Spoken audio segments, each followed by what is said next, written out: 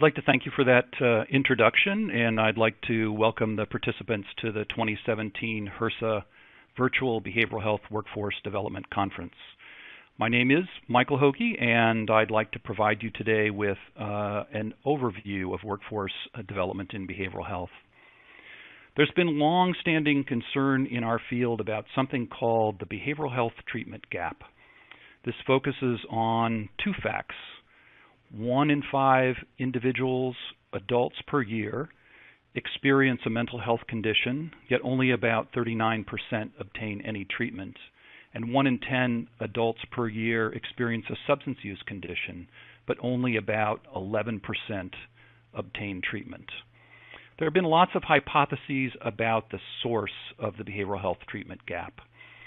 There have been concerns that it is related to stigma and discrimination, that there's a lack of adequate health care coverage for behavioral health conditions, that there are insufficient services, inadequate linkages among services, but over and over again we come back to concerns about an inadequate behavioral health workforce in terms of its size and in terms of its preparation.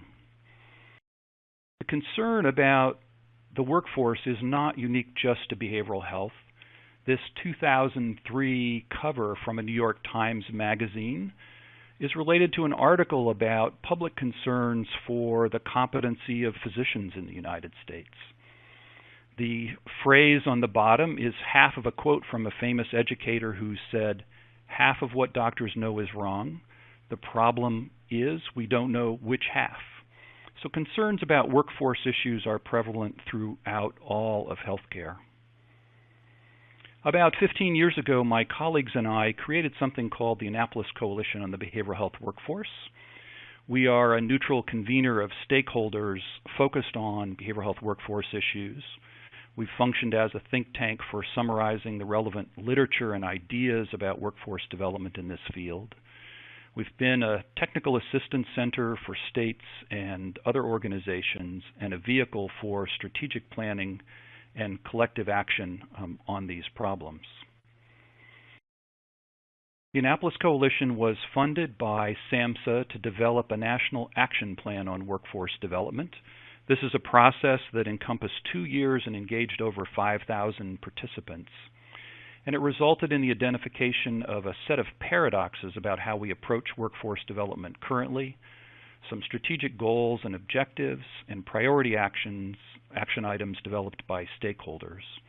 The plan remains broadly relevant to mental health and addictions and many other areas of healthcare and is available online. I'd like to outline for you some of the paradoxes that we identified about behavioral health workforce development. The first being that we train students for a world that no longer exists. This is a complaint that you hear continually from provider organizations as they hire new employees and are concerned that individuals have been extensively trained but don't have the practical skills that are necessary to function in today's healthcare environment. The second paradox is that those who spend the least time with patients receive the most training. The majority of resources that we invest in workforce development go to the graduate degreed workforce, and yet there is a very large direct care workforce made up largely of non-degreed individuals who actually spend the most time with clients and yet receive very little in the way of training and education. Paradox 3 is that training programs often use ineffective approaches to teaching. We'll talk in a little bit about what we know about effective teaching approaches, but the concern about current approaches is that they don't result in competencies for the workforce. Another famous educator used the analogy pictured here, which is sometimes our strategies are as ineffective as having the educator stand in the third floor of an educational building and shout out to the students as they pass by, "Try this idea, try that idea," as opposed to working with them to develop their specific skills. The fourth paradox is that we train behavioral health staff, though patients usually seek help from others. We know from research that individuals more often seek help from primary care doctors, emergency room personnel, or teachers than they do from the formal behavioral health workforce when they first seek care. And yet we spend very little in terms of our resources in educating those first responders to meet the needs of those who are in distress. Paradox 5 is that the services provided by our formal behavioral health workforce and all other health and social service workers pales in comparison to the patients and families in terms of the level of support that they provide to each other and the amount of self-care that persons in recovery engage in. And yet, consumers and family members receive very little in terms of educational support and skill development in this area. Paradox 6 is that the diversity of our workforce doesn't match the diversity of the patient population. The workforce is predominantly white, whereas the service population, or the population being served, is much more diverse in terms of race and ethnicity. And paradox 7 is that students are rewarded for essentially doing time in our educational systems. The concern here is that in our graduate programs, students kind of march through a sequence of courses, but are not asked sufficiently to demonstrate competencies at the end of their training. Paradox 8 is that we do not systematically recruit or retain staff. We always seem to be scrambling to find a warm and willing body to fill an open position, and do not spend a great deal of time in general trying to retain people once we have them on board. Paradox 9 is that once hired, there's little supervision or mentoring provided to our staff. We've seen a tremendous erosion in the provision of clinical supervision over the last couple of decades, and staff are often left on their own to make critical decisions about the service delivery to individual clients and their families. Last but not least, the 10th paradox is that career ladders in our field for leadership development are haphazard. This image is meant to capture a typical career ladder in behavioral health, cobbled together by the individual, because we don't have a lot of clearly defined paths for people to follow to advance within the behavioral health professions. This picture comes from a slide set on the internet that was labeled "Why Women Live Longer Than Men." And if you search on that term, you'll find lots of other great and humorous images. So the results of the workforce plan that was developed yielded a variety of strategic goals that are really grouped into three broad areas. We need to greatly broaden our concept of workforce. We need to strengthen the traditional workforce, and we need to build structures to support the workforce. And I'm going to kind of walk through and share with you sort of the specific goals that are within this framework that's been known now as the Annapolis Framework. The first goal is that we need to significantly expand the roles for patients and families within the workforce. We need to provide much more education to them about self-care and caring for each other. We need to teach them about shared decision-making so that they can play a much more active role in shaping their own care. We need to continue to expand peer and family support interventions and offer greater employment opportunities to consumers and families as paid staff within our workforce. And last but not least, we need to expand their roles in training the traditional workforce. Receiving education from consumers and families is one of the highest rated educational interventions by consumers and families. Goal 2 focuses on our need to increase the workforce roles for community groups. This involves building the competencies of community groups and organizations, much like we do for individuals. It involves teaching behavioral health providers to work with community groups, and then strengthening the connections between behavioral health organizations and their communities. This is a strategy that has been used extensively in prevention, in rural health, and in substance use, One example is the creation of anti-drug coalitions in the community to respond to concerns within the community. And SAMHSA has worked, for example, to develop strategies for articulating and training groups in competencies to respond to behavioral health needs. Goal 3 relates to expanding the roles for health and social service professionals. We need to increase their skills, and target groups here include primary care providers who can be taught screening and brief intervention techniques. We need to continue to expand the capacities of emergency department personnel to respond to mental health and substance use issues that are presenting within these departments. And since the Sandy Hook school tragedy occurred, there's been a dramatic expansion in teaching mental health first aid, for example, to teachers so that they can identify and respond to mental health conditions that come to their attention within our school systems. One example of effort to expand the capacity of the Health and Human Service system is the SAMHSA and HRSA funded initiative to develop core competencies for integrated behavioral health in primary care. This was completed in 2014 and was a project that was undertaken by my colleagues and I at the Annapolis Coalition. The fourth goal, as we shift here to thinking about strengthening the traditional workforce, this one relates to focusing on recruitment and retention. We need to more systematically implement and evaluate interventions that have been shown to be effective in improving recruitment and retention.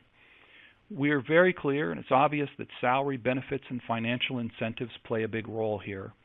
But there's also research evidence that non-financial incentives and rewards, such as recognition of employees for doing excellent work, make a difference. We also know that job characteristics affect job satisfaction. Our staff often complain that their roles and responsibilities are ambiguous, and they benefit from greater role clarity, role definition, or task definition in their jobs.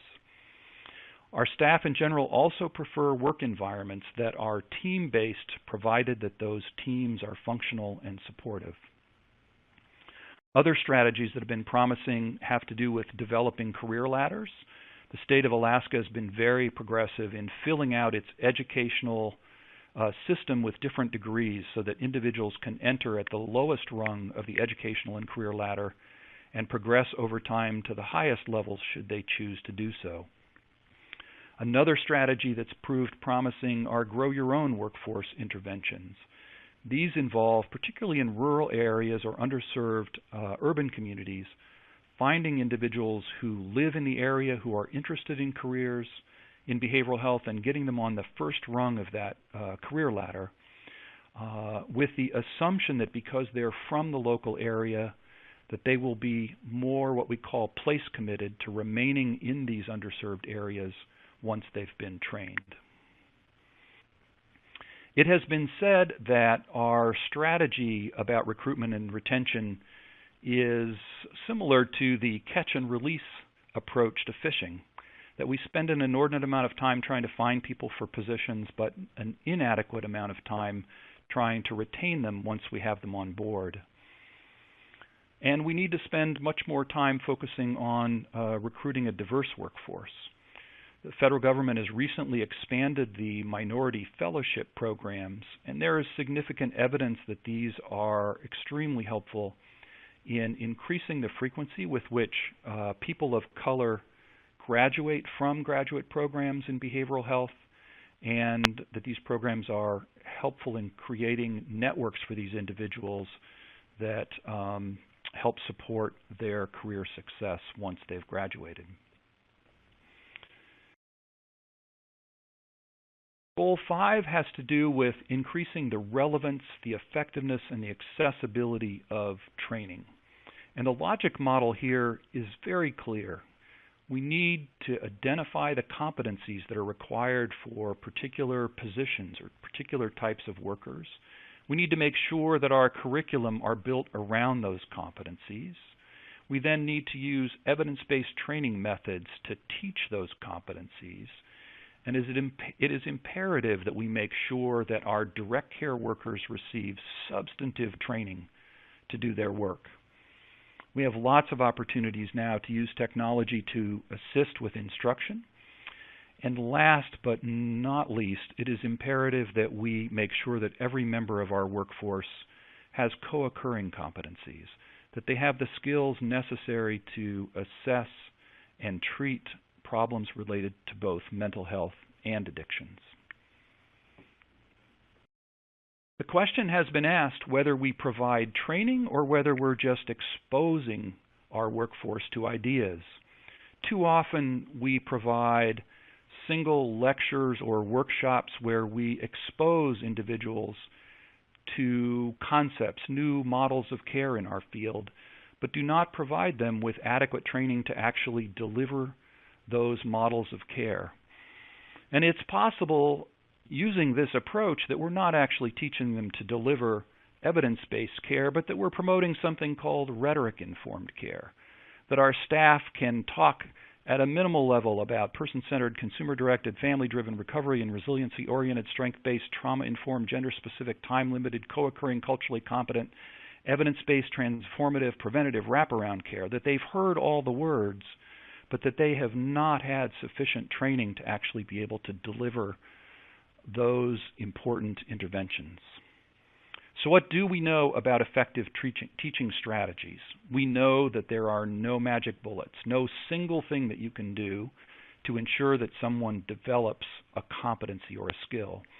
But research has shown that there are a variety of interventions, those listed here, which each make a small difference in the development of competencies, and that the more of these you use, the more effective you are in building competencies and building skills within your workforce. Interactive sessions have much more impact than didactic non-interactive sessions. Academic detailing or outreach visits where the educator goes out and provides brief educational interventions with the worker are effective. Providing reminders to use skills or auditing practice and providing feedback have been demonstrated to make a difference. The research suggests that identifying opinion leaders within organizations and engaging them in encouraging the workforce to adopt new practices makes a difference. There are a variety of patient-mediated interventions that actually change worker behavior, and we know the importance of social marketing, which in plain English has to do with anticipating the reluctance of workers to adopt new skills and addressing those upfront as part of your educational interventions. My colleagues and I have been engaged in Alaska in focusing on the needs of the direct care workforce. My colleagues and I have been engaged with the state of Alaska and the Western Interstate Commission on Higher Education to build a comprehensive intervention related to the training of the direct care workforce. We produced the Alaskan Core Competencies, which are a cross-sector set of core competencies that target mental health workers and workers in addictions, developmental disabilities, and long-term care. This is paired with a comprehensive assessment toolkit that's tied to the competencies, a comprehensive model curriculum, a train-the-trainer learning community approach to teaching individuals to be able to teach the competencies, a coaching toolkit for supervisors to reinforce the competencies on the job once they've been learned in the classroom. And there are some other marketing materials and spreadsheets that will encourage agency leaders to adopt the competency project and to help figure out the costs involved in launching this initiative. Goal 6 relates to leadership and supervisor development. It's important for organizations to strengthen and clarify their supervision policies and standards and the support they provide to supervisors, to identify leadership and supervisor competencies, and then engage in formal continuous leadership development, beginning with the first leadership step, which involves becoming a supervisor. And all of this makes it possible for us to think about succession planning. Which individuals are likely to emerge into leadership positions in the organization, and what training do we need to be providing to them so that they can emerge successfully into those roles.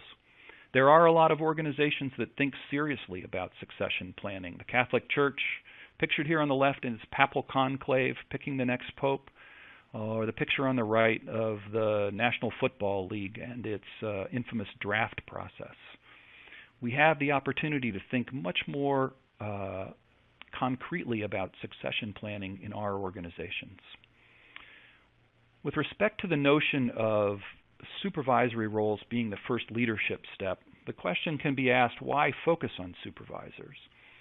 And the answer is that they are amongst the most stable part of your workforce. They have much less turnover. They have a large sphere of influence, and so are levers of change within your organization.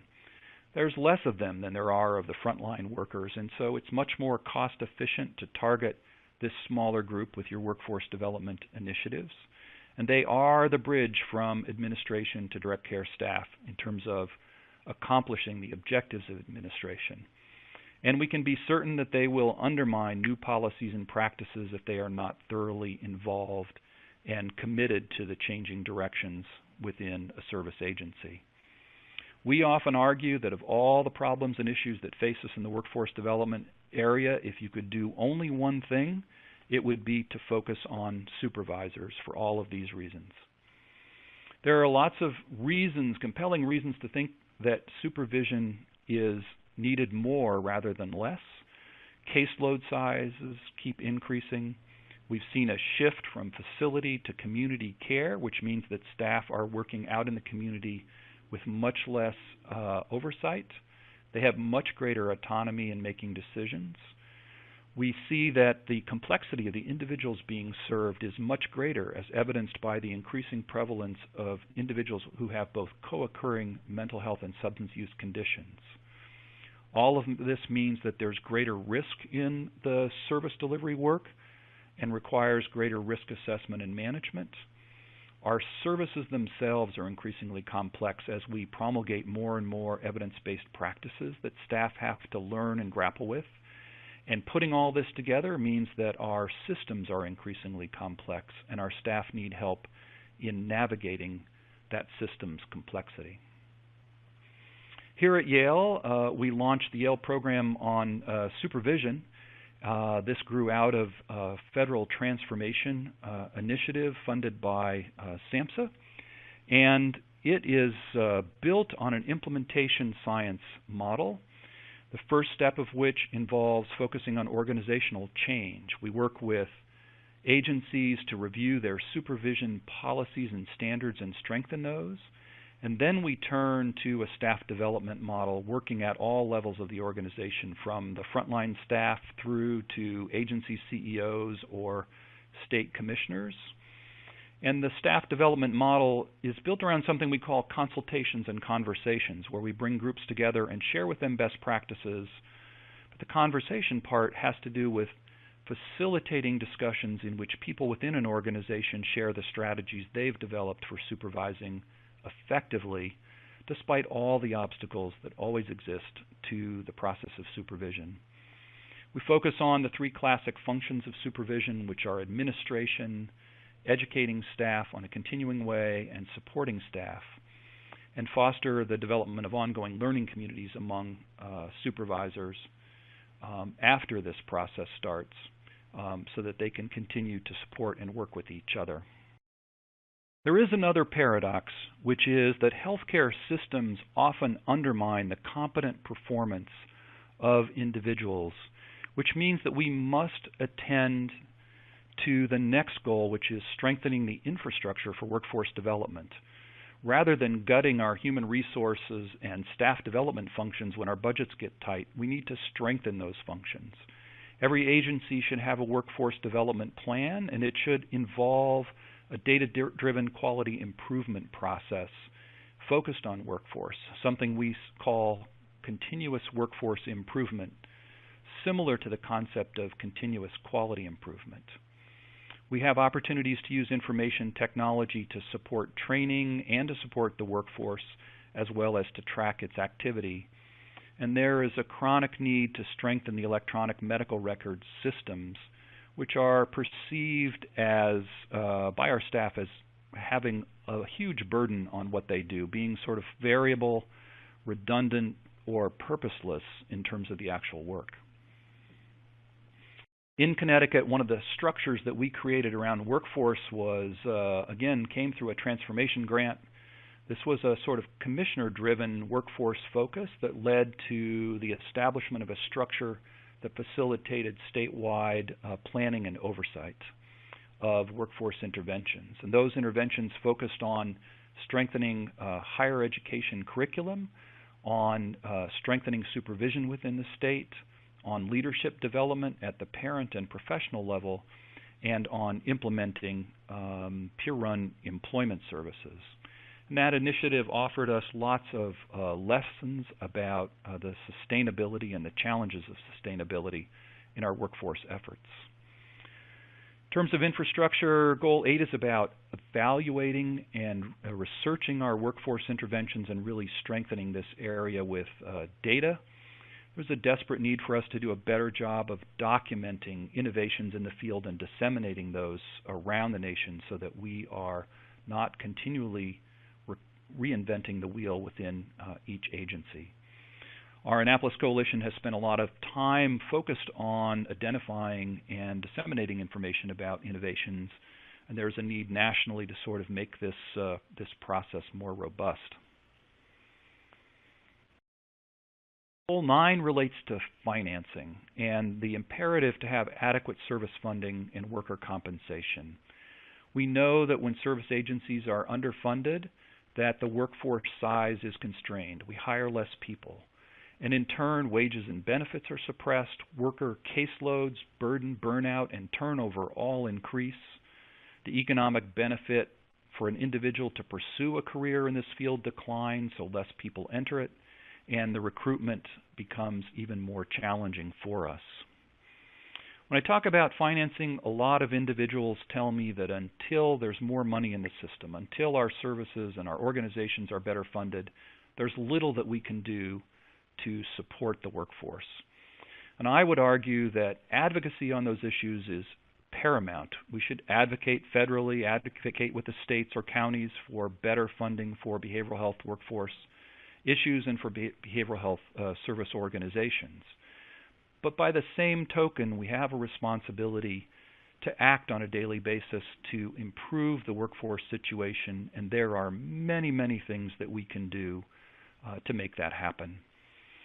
On the conference website, you'll find a handout that we've provided called 20 Strategies for Building a Stronger Workforce, and it draws on many of the ideas that I've talked about today, very practical things that you can do today in the current financial climate to make your workforce much stronger. So the recommendation is to advocate and to act. Both of those things are extremely important. As I draw to a close, this is an image that I always like to use to think about workforce. You're on the left, your workforce is on the right. And the message here is that if we do not tend sufficiently to our workforce, if we do not grow the workforce, support the workforce, and effectively train the workforce, it will undermine our important objectives to provide accessible and effective care to the many, many consumers and family members that are. If you have questions or would like additional information, I'd welcome your emails. My email address is posted here. The slides will be available to you online, and we've posted a couple of handouts related to some of the projects that have been described here as well. You can go to the AnnapolisCoalition.org website to look at some of the additional resources. There are a variety of resources there on the Alaskan Core Competencies, for example. And you can also sign up at that site for a quarterly electronic newsletter. I'd like to thank you for your time in listening to this presentation and wish you the best in enjoying the rest of the conference.